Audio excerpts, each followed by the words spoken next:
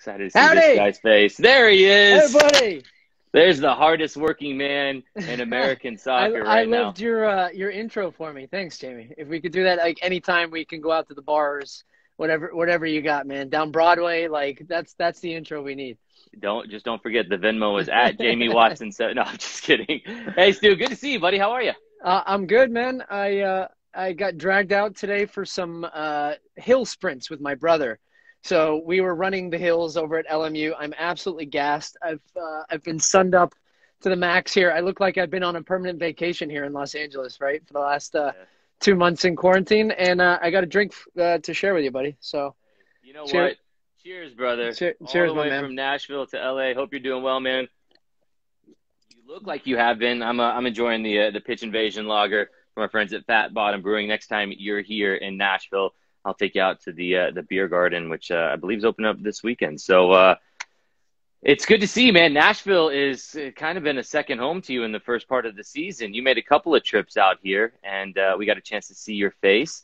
I love Nashville. I mean, yeah? Nashville, I think, like, is one of those cities that's not underrated anymore. It's like people know about Vegas. Nashville is just a booming place. I've had some wonderful memories in Nashville, and even most recently got to call, the inaugural opening match, which I'm sure we'll talk about as we go along here. But, I was there for a U.S. soccer conference as well. It was absolutely freezing. It was like minus degrees. I brought my wife and my daughter. I was like, hey, I'm going to show you guys Nashville. And then all they saw was the hotel for like 4 days straight. And we actually got to the Hard Rock Hall of Fame, which was our only adventure during that time. But it was freezing, man. Yeah, we'll talk about all of it. You mentioned it all, being here, playing here, bringing the family here, how family life is treating you right now through all of this over the course of the next 30 minutes or so. If you're just joining us, we got Stuart Holden, lead analyst for FS1, joining us. The more he drinks from that really big red Solo cup. Yeah, you see that? I see B. Crisp in the comments there. She said, biggest red Solo cup she's ever seen. This is actually, I have a Thursday night call with some buddies, and one of them had one of these, and we were all extremely jealous. And so he sent them around to everybody. So now all of us, as the opening toast of every Zoom drinking session we all have to pour our drinks into this. And you have to show the drink that you're actually pouring in so people can't come in with water. Good shout. I mean, I don't know how I can show you that. Hey, you'll just have to trust me. This thing goes down like water. So I'm sure those Zoom calls get better and better as the night progresses, as the cup gets filled up again and again. Who would you say is your favorite group of people you have a Zoom call with? Who are the go-to all-star? Maybe people asking best five-a-side football teams. Who's your best five-a-side Zoom I don't know. That's a tough one. Actually, one of my favorite calls that I had was with the Houston Dynamo championship team from back in 06, 07. And, like, this is a group that doesn't get together often. There you go. Look at that. You got the jersey, too, bro. That's the original. Who did you trade with? Take a guess. I don't want to sidetrack you, but you brought it up. I'm gonna go with Brian Ching or De Rosario. Those guys are too good to trade with me, bro. Let's go with my former UNC teammate, Marcus Story. I knew it wouldn't take long to bust this out with you. And this is my man cave under here, and I've made this a studio actually underneath my staircase now. So I soundproof the whole thing. I'll give you guys a tour in a second, but I've got padding on the roof. I trade out the jerseys back here. I went into my old kits and found like a whole bunch of stuff that I rotate in the back there just to kind of keep it fresh, I'll tell you what, if you are not following at Stu Holden on Instagram and on Twitter, you are absolutely missing out, Nashville SC fans. When all this is said and done, make sure you follow, because the journey and the evolution of your under the stairs bunker has also been one of my favorite storylines in American soccer.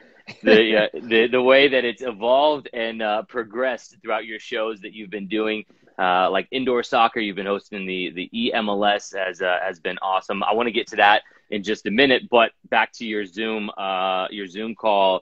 Top five.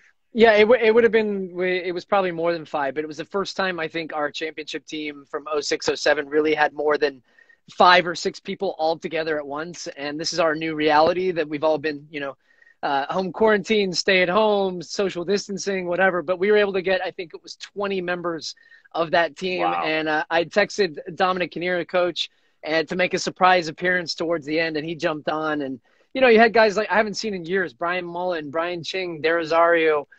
We couldn't get Pat Onstad on there, but we had Craig Weibel, Alejandro Moreno, Chris Wondolowski. Like, just go down the list. There was a solid group of guys, and I'd put a bunch of those guys in my top 5 for sure. Yeah, that's a great group. That was really fun, and those were the reserve league days as well. So those would be the days in which the entire team would travel. Because I was with Real Salt Lake at the time, and we had some good times. Sometimes you mean on the field or off the field? Well, it was never really that fun for the 05 Real Salt Lake team for me. We were like 5-22-5. So until Chivas USA, I think, broke the record for the worst season ever. It was never on the field fun times for us. It was more how after long the game. ago did those days feel, though? Seriously, I mean, I remember those reserve games, and people that are probably watching this are newer MLS fans, especially Nashville Soccer Club. I would guess the majority. I know there's definitely some soccer history in that city, but those are the days, like you said, we travel. You'd have the first team game the night before, and then in the morning you'd have that reserve game. And even if you played, like I was playing my rookie year mostly as a sub, so I would play 10, 15 minutes with the first team. And then all the guys are going out after for dinner and drinks. And like Dom Kinnear at the team meal would say, hey, there's a reserve game at 10 a.m. 9 a.m. is breakfast, or 8 a.m. is breakfast and treatment. And I was like, oh, I'm so torn. Like, I want to go out. And even if I'd played 10 minutes, Dom's like, no, you're playing in the reserve game tomorrow. Like, don't even think about it. 1 or 2 times I definitely went out. I was going to say. You're on the team bus in the morning with like sunglasses on, just like, Dom, don't look at me right now. Like, yeah, I see Christina's on here. She's saying R.I.P. Chivas USA. Yeah, I remember playing actually games against Chivas at StubHub Center in the morning because L.A. was one of those cities you always wanted to go out in. I think Nashville is going to have a serious advantage in MLS because there's going to be a little bit of a draw for some of those guys to go out the night before a game and get sucked in to Broadway. A little bar starts easy, a little dinner, then you start to see the scene floating by, and then they got a hangover for the game the next day. We'll see. Exactly. Yeah, I'll be the ones taking all the good players down, showing around as the honorary guest of hosting all of the teams that they come in, just trying to get their best players a little hungover when we're back to playing. We also used to play you in the reserve league when I was on this team here. Oh, yeah. I'm glad that's a collector's item. Oh, right that's there. What is that? FC Frisco? I saw you put that. That was really good, by the way. I actually enjoyed that when you put that up the other day on your stories. That's a collector's item because this is the one and only jersey, the only ever time I played for FC Dallas. So I figured we'll get everyone. You only have one appearance for them. One appearance for FC Dallas. I mean, I was a reserve league. Well, I don't want to say legend. I was a regular. You played the majority of your games in MLS at Salt Lake, right? Salt Lake, yeah. Was that Ellinger was the coach? Was that Ellinger was. I was 05, 06, 07, FC Dallas in 08, and then the long road in lower divisions of U.S. soccer. You had a championship, didn't you? Yeah, we had a champion. Yeah. It's hanging up in the there's a USL Pro Championship there. Brother. No big deal, totally big deal. You have an SB in your background, but whatever. I mean, it's not the same thing. Oh, I'm glad you brought that up. Oh gosh, there it is! Wow, I just can't believe that thing never leaves your arm, does it? It's within reach at all times. I'm enjoying all these. This is our new reality right now, right? This is why I've kind of gone so into my bunker under the staircase, mostly because I just don't know how long this is going to last. I think we're going to be asked to do more and more from this type of setup here. And then also I've loved watching all these broadcasts from all sports, not just soccer, and seeing everybody's kind of humble brags behind them in their, whether it's like books and people start there, or I was watching the NFL draft and Michael Irvin has like, he had 3 Super Bowls in the back. Yeah. And he's just like, hey, what's up, guys? Like, how you guys doing? Like, Mike, get that out of here, man. Like, we had Golden Tate on a couple of weeks ago, and like the day before he was doing a thing with Rich Eisen, and he was like, he had his phone up while Rich Eisen, one of the best sports commentators in kind of our era. And Rich is like, Golden, and I remember he takes his phone. He's like, oh, sorry, I'm on FaceTime with the commissioner right now of the league, with Roger Goodell. I mean, everybody's finding ways to make this like fun and make the most of it. And you've done a great job. Stuart Holden, lead analyst for FS1. If you're just joining us, I'm Jamie Watson, the humble analyst for Nashville SC. For those tuning in, make sure to get your questions in We did see B. Crisp also coming in strong a second ago that says, "Are you kidding me? Jamie Watson is the GOAT." I haven't seen any Stu Holden GOAT shouts yet, so it's 1-0. I do see Dale Sheffer, who I see often in the U.S. soccer Twitter world. He's saying, "Stuart, you're on baby duty." Listen, another reason I build the bunker here is to hide from baby duty. Right now I'm on one. Number 2 is on the way in July, and I'm going to think of putting a padlock on here, which I think more so my wife might be the one who's hiding in here, pretending she's not even home. So we'll see. For sure. You're an incredible dad. I love seeing your growth as a dad, your growth as a broadcaster has been remarkable. The growth of your bunker has also been remarkable as well. So let's start back kind of at the beginning for you as you started to make your transition from an illustrious playing career that saw you play for the Houston Dynamo. You made your way over, played for Bolton Wanderers. There it is right there. U.S. national team just behind. Right there, was able to sneak your way into a World Cup as well. No big deal. Olympics along the way. We got some cool memories here because you've played here at Nashville before, haven't you? And I wanted to bring this up because I think it was with this group right here. Now, look at this. This guy's screen sharing. But you know what? This is next level Instagramming right here. Your face is like this one right here that it's covering. Oh, no. And the guy next to you is Dax McCarty. All right, we'll see if we can venture over. You're covered up in this one as well. So Instagram, you're killing me right here. There we go. There you are, right there. There we go. All right, we're loaded. We're loaded with some pictures here. So you played and actually qualified for the 2008 Olympics here in Nashville. What was that moment like, and what was that night like with the guys afterwards? Yeah, all of the above were pretty fun. I actually remember we played our first couple games in the group, and then you end up in this do or die match, which is the semifinal. We played against Canada, and that Olympic team honestly was stacked. And Jamie, I know we're on the 20s, and we had a number of games and youth national teams together. But you think about that group, man. It was like Freddie was on that team, but then you had Charlie, Josie, Sasha Kleshton, Michael Bradley, Jonathan Spector. Let's bring that group up. There's Brad Guzan in there. Brian McBride was the overage player. McBride was the overage, so was Brad Guzan, and so was Michael Parkhurst, actually, as part of that team. It's like one of my biggest regrets still to this day, just that team did not go further than we did. But like going back to the qualifying part in Nashville was a ton of fun. We got to play Canada. We beat them 3-0. Freddie Adu scored a free kick, if I remember. I think Sasha Kleshton scored that night. And then we were all under 21, but we all managed to find our way into an establishment downtown in Nashville, in downtown Nashville, where they serve great food, and we were all very quiet. But yeah, that was that was a great trip, experiencing that together. And then honestly, the Olympics is still up there for me as one of the best events of my entire life. We went to the opening ceremonies. You're there with, the dream team guys, the basketball players. You had Kobe and LeBron and Jason Kidd and all these guys. And we went out in the group stages, but we lost to Nigeria. But I actually blew it the game before. We played Holland. We were beating Holland, this incredible Dutch team. And then I fouled the guy in the top of the box in 92nd minute, and they scored a free kick. And then that meant that we had to actually tie Nigeria, and then it all fell apart after that. But I'm not going to bore everybody with that. But these are like the moments that when I think back in my career, they just like eat me up, because I'm like, that team could have been a semifinal team easy in the Olympics that year. You guys are absolutely stacked. I mean, you can go back and digest any moment. I mean, what about like a missed opportunity 10 minutes before that? You know what I mean? You'll beat yourself up over it. And I mean, we're talking about, I was back in 2008. But we're retired. That's what we get to do now. And tell all of the stories to our kids and let them think that, it's like, well, Dad scored this goal, and it may have actually been a tap-in while, like, the goalie was hurt. But when we tell the story, it's like, and Dad hits this blistering shot from, 25 out, top corner. All the stories, the big fish stories and everything. Yeah. We've got some people asking some questions in here, and I wanted to get one in. Let's see here. Since you've had a couple of nights here, our good friend Andrew Fair asked, favorite spot in Nashville. Now, I know it's tough because normally as the night starts to progress, you forget the names of the establishments. But, I mean, there's like There's Old Reds. Jason Aldean's has a place. Dirk No, so Dirk's I family. mean, yes, yes to all the above.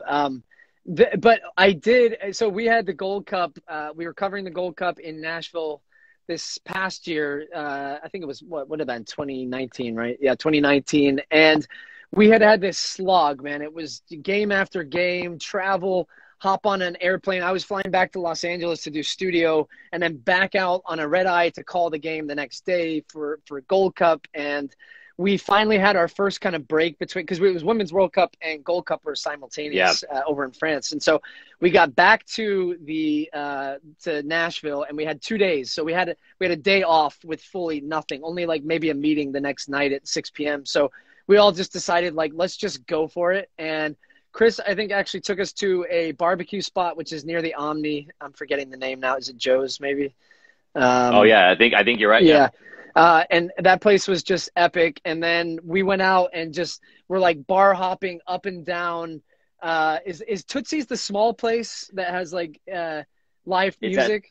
It's at the end. Well, like everyone does here. Yeah. It's at the very end when you first come in from the city to Lower Broadway, on the opposite end of Broadway from Nissan Stadium. So if you would have stumbled your way all the way up there, first of all, congrats, you made it that far. Yeah. Oh, Martin's Barbecue. Yeah, people are in the comments. They're like, Martin's Barbecue. There we go. That was the place, Martin's Barbecue. Yes, that food was epic. And then we went to Tootsie's, and then we ended up at Jason Aldean's, which was just like a scene I had never seen, because it was like 3 different stories and like different music. And we started on the top. Oh, no, actually, we started on the bottom, and we're like drinking nice, easy country music. So cool. Respectable. Yeah. And then like, we're like, hey, let's go upstairs. There's a lot of people going upstairs. And so I just remember like venturing up, and it was like a DJ was playing. There was a mosh pit. I was like 6 beers in. And next thing you know, I'm in like the dance floor with Rodolfo, one of my colleagues. And, you know, we were just ripping it up and danced for like 2 hours straight, dripping sweat, came downstairs, had a nightcap with the country music. And I don't know how we got home that night. I think one of my coworkers pulled his calf. I rolled into bed at 3 a.m. and like didn't know what day or time it was when I woke up, and it was like the best feeling ever. You were not the first person to roll into Nashville and have a story end along those lines, Stu. It happens to the best of us. And Stu, as we continue on talking about stories you mentioned along the way, flying back and forth across the country, that's something you do and you document well. I've seen your Delta Sky Miles, your Triple Platinum. You're actually on a different part of the periodic table. With which sucks actually right now. If you want to get into that, I qualified for the first time in my life for this exclusive. This is my only humble brag. Go on, here we go. It's probably because I travel too much. But Delta 360, I'd never even heard of the club or the elite level of flyer status, and you know it comes with all these perks. But I'm not being able to travel. Like I can't travel now for the next however long, and you know I don't know when we will travel again. Thankfully, Delta did say they would extend that to 2021. So I look forward to at some point redeeming those perks and like, you know, trying to enjoying the perks of having traveling so much, you know, when it's a lot, man, it wears on you at times.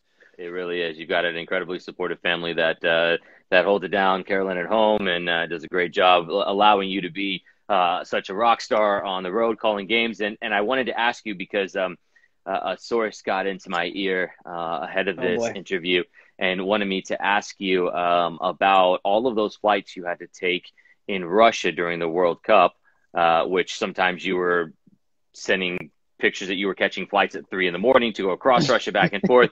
And wanted me to ask you if anybody had fallen asleep on the plane, if there was any sleeping on the plane, any pranks pulled on the plane. Well, Jamie, speaking of pranks, do you want to relive a prank that you played on me back in, was it Korea when we were playing poker? I don't know if I want to, actually. You know what I'm talking about, don't you? When I fell asleep when we were all playing poker? Oh, I know that. I'm doing the interview here. Let's keep you on the hot seat. Yeah, you're getting a little red over there. No, man, I don't even know how we'd be able to frame that one right now.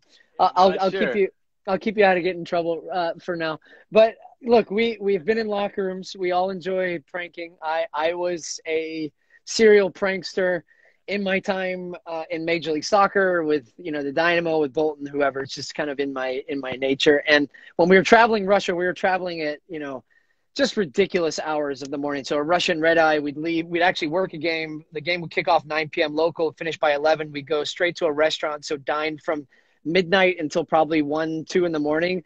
And then we'd go straight to the airport and take a 4 a.m. flight.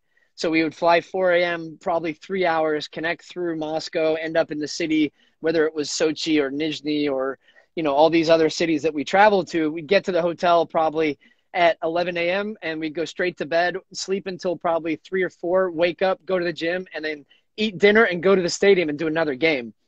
So by 2-3 weeks of that, it's wearing on you. You're grinding down. Your only form of sanity and consistency was meals. So we bonded over meals, and then like getting to the gym for 10, 15 minutes just to sweat or to, for me, that's how I clear my head. And then, so we would all be tired and hit a point. But I have one rule: when you're the prankster, you have to be the last one to fall asleep at any moment because you have to be aware. So I would wait till everybody else on the plane fell asleep, and I would be taking selfies with every member of our team on every single flight that we took. And I have an album now on my phone that's like Sleeping Russia. It took them until I think like week 3 to actually get me back and get some photos of me. I have a feeling you're going to pull something up here. No. You have a mischievous look on your face right now. No. I was going to say you'd appreciate this. This was my best. I don't have any photos of that. All right, the source didn't sell you out that much. This was my best. This used to be my go-to prank on planes when guys would fall asleep and they would sleep with their shoes off. I would go collect the guy's shoes. Oh, you collect everybody's shoes and keep them all under the chair. Absolutely. But then you had, I don't know if you can see, a couple of them had the shoelaces undone but tied from the bottom up and then tied at the top up there. I knew you'd appreciate a fellow prankster on airplanes. I love that. I actually wish I'd taken a little bit more time before this and found some pictures of us from back in the 20s. Well, actually, you want to bring that up? There you were. There was the call in the 2018. The green suit. It's the World Cup final. And you rolled out with the March leprechaun green. It looked great. Yeah, it great. Like the Masters. I won the Masters final. Yeah, Congrats! Masters You win the Masters, and then you're doing that. I was so proud of you, buddy. You did an amazing job transitioning, and then to call the World Cup final with your good buddy John Strong. It was amazing to watch. You did the game absolute justice. You did a great job. Talk to me about your partnership with John and how you two managed to travel the world together, do some of the biggest games together, along here domestically with Katie Witham, who is one of the best in the game.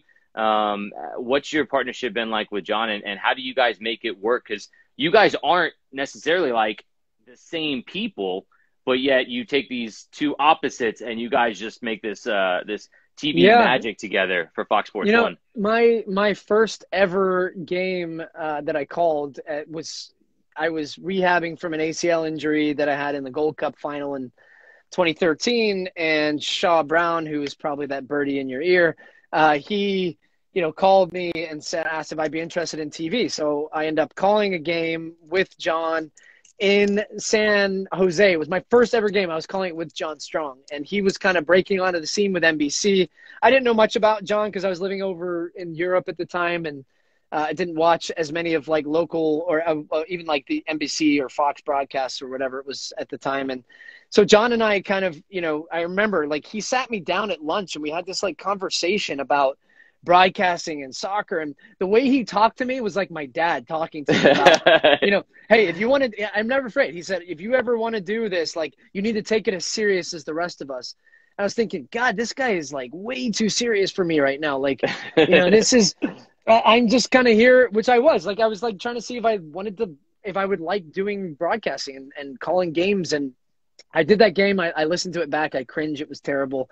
How was it? Like compared to what I think I sound like now, that game, I'm just like, oh my God, so many just little mistakes. But that's how you learn, right? I mean, you know that as well as anyone. It's reps and listening to yourself and working on this. And so John and I have a long history. That was back in 2014. So we've been calling games together for 6 years. We've covered, hundreds and hundreds of games now. We've become really good friends. So to your point, We are opposites in a way, but we're actually the same age. We're both 34 years old. I know many people their mind is blown when they're like, John Strong is 34. And People said John the is, same thing about Callum Williams in yeah, Minnesota, who's exactly. Yeah, you think just he's turned older. 30. Yeah, Yeah, sounds like he's 50. Great exactly. voice. They have these voices, and like John has this way he carries himself. But we bond so much, and like John's a family guy like me. He's got young kids. We both love the game of soccer. Like 90% of our conversation is family and kids, and we have a very similar kind of dry sense of humor at times, and John can really laugh and open up, and he's not always that way on camera. I think the more we've worked together, I've been able to draw some of that out of him, and he's maybe You made get him me. to break every He's once maybe in a made me while. a little Yeah. bit more serious when I need to be as well. And honestly, like when you travel so much and call so many games, and you're in tournaments like the World Cup, it's so important to have a good working relationship on and off. Otherwise, those trips are miserable. If you're working with, I think this goes across all facets of life. But if you're working with people that you don't get along with, that aren't like-minded, that you can't find, some form of commonality, whether whether it's the same drive, determination, personality, you can not like people, but if they're all on board and you guys are all working towards the same thing, I think you can make it work. John and I are lucky, and Katie in there too, and our producers, like we all just have a great group of guys and gals, and we all have a good time. I look forward to traveling on the weekends. That makes it easier for me to leave my family and go and cover these soccer games, which is fun for me. But at the same time, it would be harder to do that if it wasn't so much fun and I didn't look forward to it. Absolutely. You got a great crew you roll with, the three of you guys, you, John, Katie on air, and then you got Ryan Bailey behind the scenes, Shaw Brown as well. You guys have a great crew, top professionals who do the games justice on the weekends. I wanted to go back down memory lane real quick. You mentioned it earlier. We were teammates back in the day. Are you Here ready we go. for this picture? Oh boy. I'll preface it by saying I do think you and I have gotten better with age, because when I look at this one. It's going to be a picture, locker room shot. Yeah. when I look at this one, oh boy. I think that was the only time in my career I wore number 12, actually.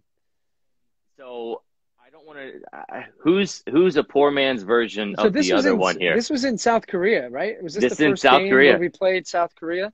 Yeah, before U20 tournament, we went over there. We played. They had us playing in all of the stadiums after the 2004 World Cup. We got a chance to go around, and It was playing, like a packed. Wasn't it like 30,000 fans or something in there? to watch like a U20 game. There was 35,000 people. I mean, there was a crazy amount of people to watch us play a meaningless friendly, nonetheless. But I think, Jamie, like that for me, like that was like the beginning for me of everything, because Clemson, I got seen in a spring game by the U17s coach. We played the 17s, and I had this amazing game. The coach in the 17s was that in St. Simon's? Was that in maybe. Georgia? I think it might have been. Yeah. Because I think we played in like a small little island. Don't lose track of your story here. But no. I think we played you guys in Clinton in like St. Simon, Georgia, like this little island, beautiful little place. But yeah, I think we played you guys with Clemson. And anyways, I think it was that game. No. And then I got called by the 20s by Rongan. Yeah, that's to come right. down to this camp. And then so everything starts in that camp. That was the first time I'd ever been with the national team. And then we fly to this tournament in Korea. And that was like my first international game. And I'll never forget walking out. Somebody's asking where my Bolton top is. It's right here, man. There, okay. Danny. It's right here, Danny. Stop yelling at me. Hey, Harry. How are you? Dell's got some good questions going in here, too. Sorry, we've just been in the midst of some stories. I remember that game because it was like I was in awe of playing in this big stadium, and I was so nervous. I hadn't really felt like that kind of nerves playing in front of 35,000 people. And I think I played okay that day. I remember scoring against Brazil, and then that led to me going to the Milk Cup and then the trial at Sunderland, and then all of a sudden I was professional. And it was just kind of like it happened so quickly, and I wasn't expecting it, which was, Zat Knight. Look at Zat Knight joining here, my Bolton teammate, Sasha Kleshton. We got all the boys in here. Look at this. So Zat Knight may not remember this. Zat, if you're sticking around in the chat for this, Sasha, love that you found your way in here too. We showed a picture of you earlier, Sasha. I'll bring this up real quick while Sasha's still here. Sasha, you might have to explain in the comments this picture of you next to Brad Guzan with that hair. Oh, that was how we knew him. Sash. So Zat Knight is probably 6'7", right? I'll bring this back up because Sasha's Yeah, also on talking his about the knees, mountains he's of probably fluorine. 6'7". I think he's like 7'2". We played Bolton with Orlando City. Remember, you came over, you were injured, so you didn't play in the game. And there was a moment where there was a long ball play. I was playing up top against Zat Knight. I'm 5'8.5" on a good day, which rounds up to 5'9". And I turned and looked at my center back, and I was like, "Are you kidding me?" Because I'm standing next to Zat Knight, who legitimately might be a foot taller than me. And I can't. I think I actually have it in the other room. I don't want to like run off camera right now. Zat and I traded jerseys after the game, which makes no sense Hey, what because do you use that as a blanket? jersey comes down to like my knees. We traded after the game, and I was like, that was the dumbest thing I've ever done. Was trade jerseys with a man that Well, I'm was surprised taller that than actually me. traded with you. He's a little bit big time, you know. He kind of walks around, struts around the place. You know, he used to just sit at the back behind me as a center back in England and just ping a long ball. Like I'd come short and look for the ball. He wouldn't want to give it to me. Just hit it on the diag, you know. Find Kevin Davis, and he's like, "Stu, just get up the pitch. Just leave me alone." Um, I'm kidding slightly. Zat's an absolute legend. He lives in LA now. He's put on like 20 pounds of muscle. He looks like a bodybuilder. So like if you see a guy that's like 6'10" walking down Hollywood Boulevard that looks like he could, you know, bench press a bus, that is Zat Knight. Make sure you ask him for an autograph. Absolutely, Stu. You tell some great stories. Marvin, what's up from Toledo, Ohio? Thanks for joining in. If you're just joining us, we've got Stu Holden, lead analyst for FS1, joining us. I'm Jamie Watson, Nashville SC analyst. We're talking shop. We're talking everything. We're talking about Stu's many trips here. Stu, can we talk about this since you've been taking FS1 and EMLS to the next level? Julius James dropping in the chat. Talk to us about the Another time legend. Oh yeah. to be a professional gamer. That's you in the middle next to Plain Bay, your brother Ewan, a former teammate of mine here. What happened to your e-professional gaming days? First of all, Julius James, I love you, brother. You're the man. He is the best. Love Thanks for that guy. stopping in. One of the nicest guys ever. My brother's teammate in college, actually. He's got some great stories about Yeah. Julius, man, Julius. Julius, just the most chill Um, guy ever. yeah, so I in high school was a professional gamer for a stint, and I had a knee injury, which won't surprise anybody that knows my history, and I got really big into Counter-Strike, and that picture right there is from a gaming tournament that I played in Dallas, where I packed up my computer in my car, drove up to Dallas with my brother. We competed with like thousands of other gamers from all across the U.S., and my team finished sixth, which I felt pretty good about. And Bad? I nearly, you know, I nearly was one of probably the only people in the world to have played in an actual Olympics. And then had we not finished second, I finished second in the World Cyber Games qualifiers. And had we won, we would have What? gone to China for like the World Olympics of gaming. But that was like, that's my story of like the guy that's like, I almost was a pro soccer player, but I got injured in high school. Like I was so badass. All Like, right, we've Uncle all met Rico. those guys, you know. Yeah, everybody that has that story. That's like, oh, I blew my knee out, bro, but I was like, you know, the star striker. I scored 50 goals. Oh man, I wish I could have seen it, but You blew yeah. your thumbs out. So here's the thing I've always wondered though. I don't know if your playing days in the e world are actually done because I don't know if anybody has ever seen Ninja and Stu Holden in the same room together. I'm not here to Oh, start conspiracy theories. I'm just saying, look at the man on your screen and then look at Ninja in the top corner up I there. I Is gotta that go for Stu the blue Holden hair. I gotta with go some for the blue blue hair. hair? Yeah, Just I mean, saying. I wish I had Ninja's bank account right now. That's for sure. You and me both. We absolutely wish that. That guy is killing it. He's like, I read a thing. He's making millions and millions a year right now, from what Fortnite and streaming on Twitch and all that good stuff. So, Ninja, if you want to swap places, like I can get you probably in the booth for, you know, an MLS game on a Thursday night. Charlie Moose is jumping in. What's up, Charlie? There he is. So, Uh, he's no, saying that's that I look hilarious. like Rapino. Rapino's my twin. I went Maybe as Pino for Halloween. Actually, I'm surprised you don't have also, that picture too. also, can we have her bank account as well? Speaking of haircuts, and while we were talking about you, and this was you guys earlier today, was just you getting freshly cleaned up today? Yeah, look, You look good, buddy. my You brother and in this quarantine has come through clutch because like my wife is pregnant and We have been very strict quarantining and not allowing anyone in the house. We've been very careful in how we've done that. We've slowly allowed my brother and sister and some close people, and it was even a big deal. My hair was just getting out of control. Which you might know, he used to cut his teammates' hair in college and Yep. and pros. So he came over and he's like, "I got my clippers. Can I give it a go?" And I'm like, "Sure, can't get any worse." And he actually did a pretty good. He did a pretty good job here. He did all right. My wife did mine a trimmed up couple the weeks sides. ago. Yeah, I could tell. Yeah. Hey, by the way, you take that back. Kaylee Watson is a saint. Sorry, Kaylee Watson. Sorry. Don't look at the back though. We call it it's like the COVID mullet because she just needed to just get this part that you see on the screen. The back. Yeah. Hey, stop. I know you. You're just giving these little jabs. You take that back right now. Kaylee Watson and her barber skills will not be challenged here today. You did a great job though. If I was in LA, I would probably choose you to do my hair. You could, yeah. It's the cheap price of a free meal. And he's got you. Exactly. Hey, we'll talk about you being here broadcasting for the opener. You mentioned it earlier. I grabbed a little screen grab here from your Twitter account. This was like a video you took. I couldn't get the video to save on here, but this was you. Hey, thanks, Del. You hear that? Jamie has nice hair. No one else has said you have nice hair after that comment, by the way. So that's 1-0 again. For me, you commentated the opener, the inaugural match on February 29th at Nissan Stadium.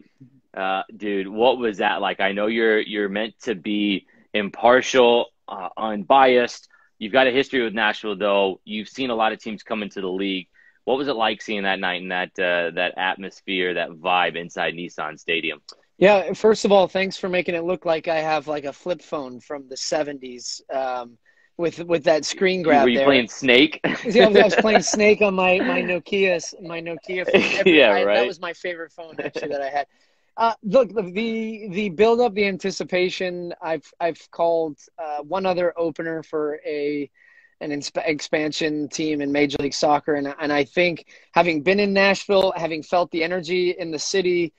Having called qualified for the Olympics, which you talked about there back in 2008. And then we did the Gold Cup game there, the opener, I think in 2017, where they played Panama, and it was 50,000 people in the building for a U.S. game. And then, all the talk, we were talking to you, I remember before the game, talking to everybody involved at the club just about, numbers, expectations, what was the crowd going to be? And that number kept, edging up and up and up closer to game time. And I think Atlanta United was the perfect team to open your home opener with, and your club's first ever home match, because there were so many Atlanta fans that drove into the city, and it made for this really cool vibe and experience. And we stayed at a hotel. I forget the name. I'm pretty bad with this stuff, but it had this little speakeasy bar in the bottom, and John Strong and I were in there the night before with Alexi Lalas and a couple other people from Fox. And it was the coolest scene because you had this traveling contingent of Atlanta United fans that were banging drums and playing songs, singing songs in this small speakeasy. And then there were Nashville SC fans in there as well. And you got this this European supporter tribalism feel that you're starting to see more and more in Major League Soccer, Portland, Seattle, think about the New Yorks, Houston and Dallas, et cetera. I mean, some of these rivalries that are getting better and better. And then heading into the game that day, and that picture there before kickoff, and you had the guitar solo on the stage behind the goal. Yeah, the riff before the game. Yeah, the whole crowd just singing and standing and cheering, and it was a really cool night. And I'm curious if people in the comments here or people that are watching us, that were there that night, of what they came away with and what were their first impressions of the club. I know the result didn't really go the way that you would have hoped. But definitely stuff to build on for the team going forward. And I look back, and that's certainly a great way for Nashville just to really announce. And hopefully once this all starts back up, it's a real shame. And for a number of reasons, I think we all know those with, the COVID-19 pandemic, that it doesn't lose its momentum, that it picks back up where it left off once fans are safely able to go to games. Absolutely. Well said, Stu. And I love hearing that. We got a couple more minutes with Stu Holden here, lead analyst for FS1. You talked about in the comment section. We had a couple I wanted to ask you real quick. A moment ago, I think Abby Freeman asked if you could play with one player, past or present, who would it be? Oh, uh, We could bring the boy band feel back together that we showed earlier. yeah, yeah. I'd love to play with Messi. I think that's it. I know it's a boring one, but No, but that'd be my you answer know, too. the other one I'll throw out is Eric Cantona. I grew up a Manchester United fan as a kid, and like I idolized just his swagger and the way he played the game. And when he moved from Leeds to Man United back in the day, and used to play with the collar popped. And I've heard so many stories about him. Actually, John Spencer, an assistant coach at Houston Dynamo, who's a good friend. I love Spenny. He told a story of when he played with Chelsea against Man United that before they played United, Cantona stood on the halfway line, and the rest of the team is warming up, like all the starters off to the other side, and he just stood there with his collar popped, and he said just was like juggling with the side of his foot, just popping the ball up and just staring down the Chelsea players. And Spenny said he was like one of the most intimidating, like arrogant, cocky, like unapologetic things he had ever seen on the soccer field, and it was just like that was Cantona. So Yeah, Messi, Beckham, Cantona, you name it. Those all are those. special guys, man. Yeah, I think Messi, just because it'd make me look good. I would just pass it to him. He would do all of it, and then we'd go celebrate together. And you get some cool, pictures for Instagram and tell the stories. Yeah, we won all these trophies. Beckham would have been cool just because to play with him would have been, I'm sure, just like a traveling crazy road show. We played Real Madrid with Real Salt Lake in '07 when he was on that team, and dude, it was, I don't know how the guy lives life where just people mob him every time he goes out. It's a lot like you when you walk around Venice Beach. Yeah, Venice Beach with my shirt off. Yeah. Exactly. What do you from Dell? This will be good because this is on FS1 this weekend. What do you think about Bundesliga coming back this weekend? You excited for real live soccer? I know you talked about it on your show, Indoor Soccer. When can people watch Indoor Soccer? What time does that come on? It's on Mondays, and it'll be. I think it's on at 7 Eastern, so you can catch it. We've been starting this, and hopefully it's something that continues now. We haven't had a weekly soccer presence on FS1 outside of MLS games and Bundesliga, obviously, but any type of magazine show that goes alongside the game. So hopefully as sports start to come back and soccer starts to come back, this can become an outlet for people. And certainly this Absolutely. weekend we have the Bundesliga is back. And I don't know, Yes. I didn't play for Germany, but I have a German kit in the back. The year that we played Germany, actually, I traded jerseys with a guy, and it was Mertesacker. But Oh, Parameta Soccer. per Mertesacker, the Arsenal guy there, World Cup winner with Another Germany. big guy. Another big giant. Trained with him at Hanover 96 before he Really? made his big move. Yeah, went over there Yeah. my rookie year and traded with them. Again, met him and tried to give him a high I five. mean, I don't know how you feel about this. We'll see how many people tune in, but I'm excited to have some real live soccer back this weekend. The Bundesliga, you have Schalke and Borussia Dortmund. You have young Americans. I mean, the Bundesliga has become the place to go for young American players, which to me makes it really exciting. I love following any American that's playing Yeah. domestically overseas. I love watching their growth. I hope one day that the national team is very competitive at a high level. Right now, that's not the case. But the amount of young talent, if you think of Gio Reyna, Weston McKennie, Josh Sargent's getting good minutes over there. We'll see what these guys and what shapes they're looking. Dell seems to think that the ratings are going to be through the roof. If they are, Fox will be ecstatic. And, I'll be and then watching. you can watch all the highlights with us on Monday on Indoor Soccer. So make sure you do There that. we go. Awesome. We'll make sure to tune in for that as well. Been a weekly follower of that. The show's been great. Is it fun? Is it fun to do a board again? Get your notes ready for a game. Is it nice? Is it weird for the first time in a couple months? Well, unfortunately we will not be calling the games this week because there's a number of factors that go into it. It's a real challenge with studio and the Fox lots only just starting to open up, and Okay, yeah. so at least for now that we'll still be you'll hear the world feed commentators, and there's going to be plenty of coverage around it, and It's moving, man. We're gonna have some real stuff. Is that Mariah Fordham there? She's saying thanks for their great Instagram. Well done. Oh, thank you. Thanks. Hey, Is that that's my so mom's nice. burner account? It could be mine. It's probably mine. It could be Kaylee. Her next comment is going to be about you About your making fun of haircut? her. Yeah, Yeah. exactly. Okay, there you go. No, Stu, you've been an absolute delight to have on here, man. I'm a massive fan. A lot of what I've done in the broadcasting world, I've absolutely stolen from you. So thank you. Well, Filtered. geez, we're all in trouble then. Look, Jamie, I don't want to speak for you, but I've been following you and watching you, man, and to see you get your opportunity at Nashville. I hope I can't wait for you to do your first local broadcast for these guys and for them to see what you are as an analyst, because you love the game, you practice, you study, you do your stuff, and it's a great opportunity. And all Lori as well, really excited for her as part of that team, but also like. For me, having to retire early, I know you did too, from my career. I retired at, I think, 29, 30 years old. To be 34 and still so connected to the game and doing what I love and still getting to travel and have all these experiences and sitting here with a big smile on my face, like I love what I do. And I feel fortunate to do that. I miss doing that. I hope I can do this for the next 20 years. You never know. There's everybody now wants to get into this profession. And I think you got to keep finding ways to stay above stay ahead of the curve. And that all comes down to putting in the hours and building a studio underneath your staircase here. So. Dude, you've done the transition better than most. I think you're a blueprint for former players as they transition to the next phase. I know I took that. You retired early because of knee injuries. I retired at 30 because I wasn't that great. And I got the opportunity to do this. This is career 1B to 1A playing that we both got a chance to do. And I know the work rate you get out of it, what you put into it.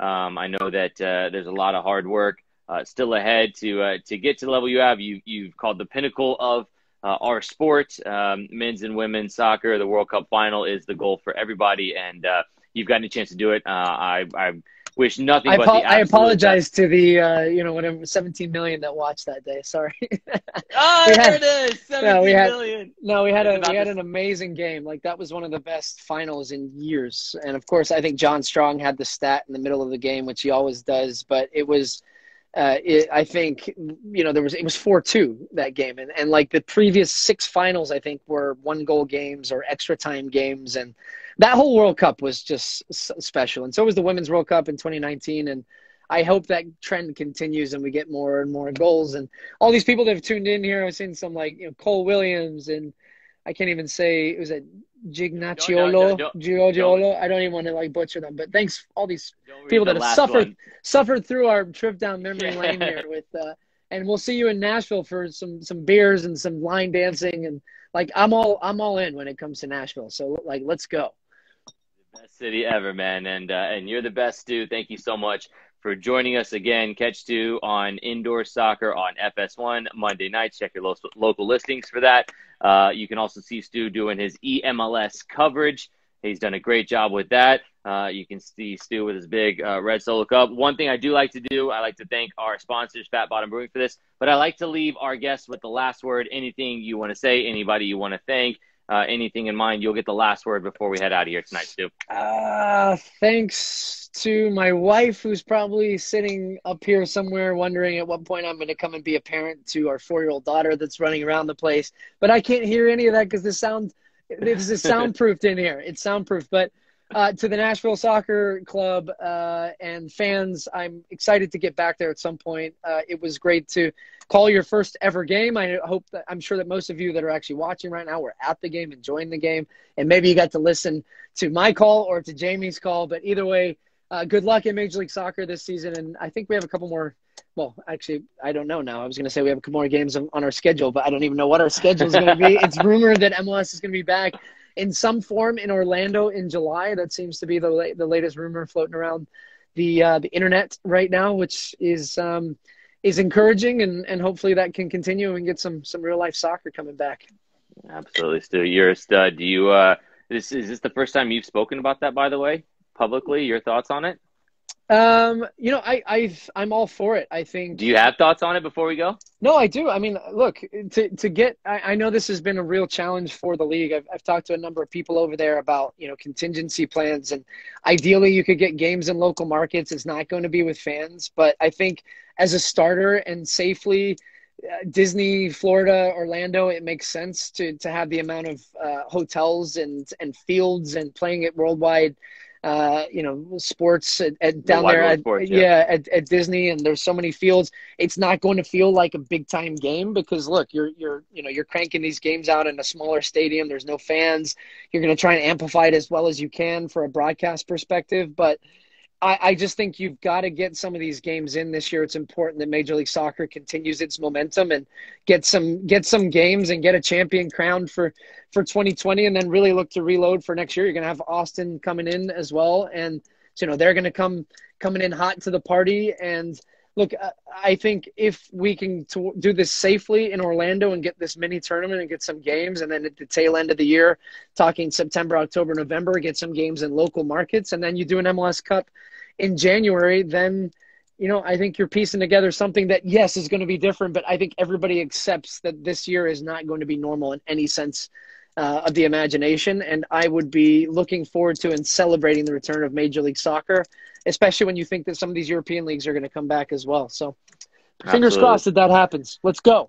Well said, Stu. Thank you. I know we've kept you a lot longer than promised, but thank you. That was very insightful. I agree. I hope it's done safely in a way that we can enjoy soccer, whatever form or fashion, in 2020. And we want to say thank you to you, Stu Holden, for your time. Stu, the lead analyst for Jamie, FS1.